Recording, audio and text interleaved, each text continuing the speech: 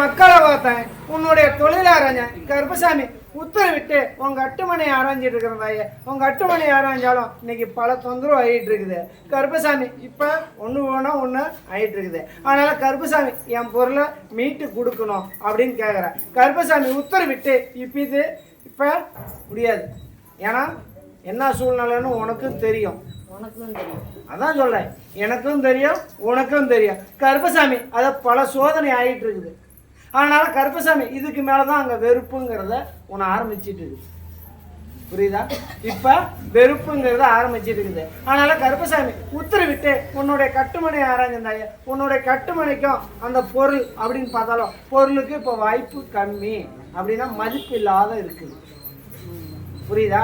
அதனால கருப்பசாமி அந்த மதிப்பு இல்லாத போறப்ப கருப்பன் நான் உத்தரவிட்டு நான் மனசுல பூந்து கருப்பசாமி நான் மாற்றி அமைச்சு தரேன். அதே மாதிரி கருப்பசாமி இப்போ இருந்தாலும் கருப்பசாமி இன்னைக்கு ஒரு 30 நாள் 50 நாள் போனால் அது முடியறதுக்குள்ள திருப்பி ஆரம்பிச்சுக்கிறாங்க.